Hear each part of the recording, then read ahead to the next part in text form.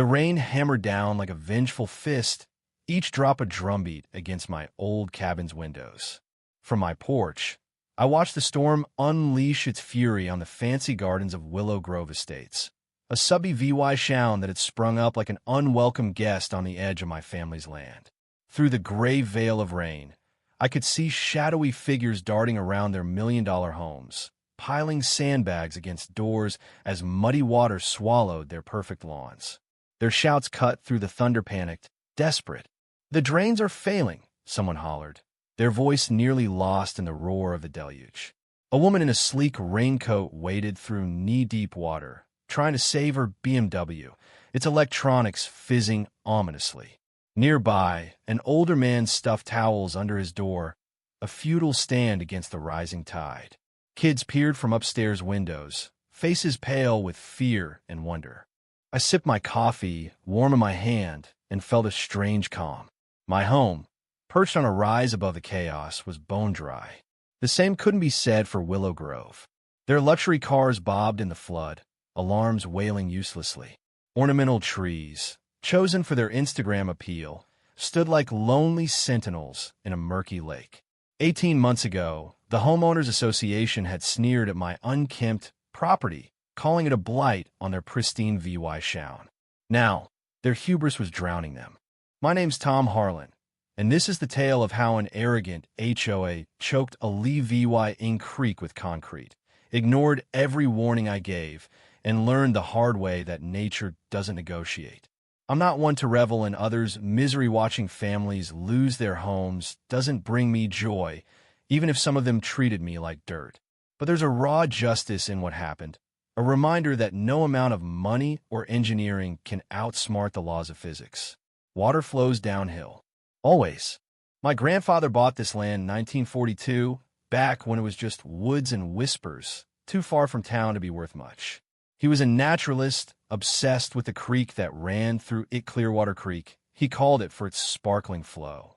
He built a cabin by hand, angled to catch the sunrise over the ridge while the creek sang softly below. My dad turned that cabin into a proper home, keeping its soul intact.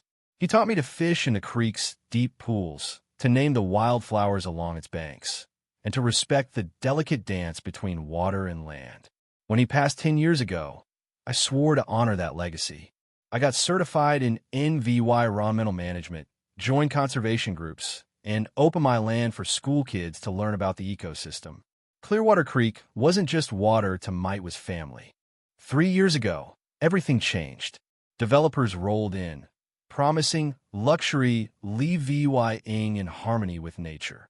Their harmony meant bulldozing woodlands for cookie-cutter mansions and sodding over meadows. My quiet corner of the world became the edge of suburbia. I tried to play nice, attending their planning meetings, introducing myself to the head developer, a slick guy named Marcus Tate. I showed him maps, explained how Clearwater Creek was the hillside's lifeline, draining thousands of gallons during storms. "Alter its flow, and you're begging for trouble," I said. Marcus waved me off. "We've got engineers, Mr. Harlan. The homes are above flood zones." He didn't even look at my maps. Construction moved fast. Soon, the hillside was a grid of red-tiled roofs and 3-car garages.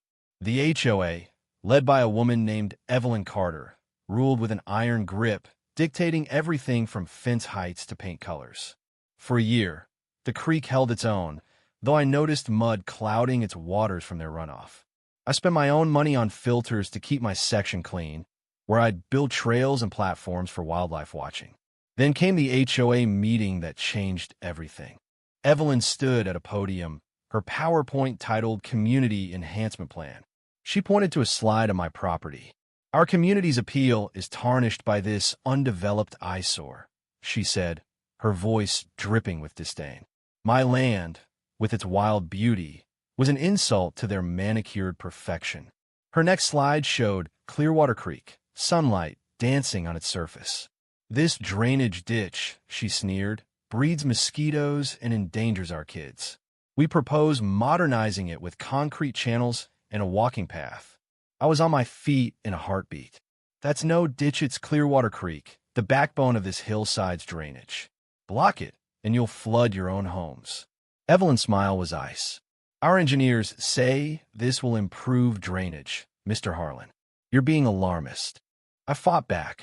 I hired in environmental engineers, measured the creek's flow, and sent a detailed report to the HOA, the city, and the state. The city planner admitted they need permits to touch the creek, but no one followed up. Evelyn's response was a curt email. The project is proceeding with minor tweaks. Thank you for your input. 2 months later, I woke to the sound of bulldozers. They were pouring concrete into the creek bed, sealing it shut up to my property line. I called the city, my lawyer, anyone who'd listen. By the time we got a court date, the damage was done. Every day, I documented the destruction. The creek's fish vanished. Frogs stopped croaking. Water pooled behind the concrete, stagnant and lifeless. The crew foreman, a grizzled guy named Joe, pulled me aside one day. "This is a disaster waiting to happen," he muttered. I told them, but they just point to the plans. He was stuck with kids in college and bills to pay. When it goes wrong, he said, "I've got proof I followed orders." The HOA celebrated their green space with a ribbon-cutting ceremony. Evelyn beamed for the cameras, standing on a path lined with solar lights and benches. The local paper ate it up, never mentioning the creek they'd buried. Trouble came with the first big rain. Water backed up, turning my land into a swamp. The HOA sent workers to pump it away, often sneaking onto my property at night. One morning, I caught them red-handed, setting up pumps to divert water across my land. "You're trespassing," I said, camera rolling. Their super VY source stammered about drainage maintenance. Evelyn showed up in a spotless SUV, heels clicking through the mud. "We're helping both our properties," she said, her smile tight. "Show me the permit that lets you touch my land." I shot back. After a tense standoff, she backed down, but the intrusions continued. Each rain brought worse, flooding to my property while Willow Grove stayed dry, their homes perched high. Their newsletter bragged about flood-free VYing. My wildlife sanctuary drowned. Ancient trees sagged under saturated roots. 6 months later, a brutal spring storm loomed. The weather reports were grim inches of rain on already soaked ground. I checked the creek's concrete wall. Cracks had formed, water seeping through. I sent Evelyn one last email. The barrier's failing. This storm could be catastrophic. Act now. Her reply was instant. Stop spreading panic. Our system is fine. That night, the storm hit like a freight train. Thunder rattled my windows as water surged behind the concrete. At 2 a.m., a crack like gunfire split the air. The barrier had shattered. Water roared through, tearing away soil and concrete, rushing uphill into Willow Grove.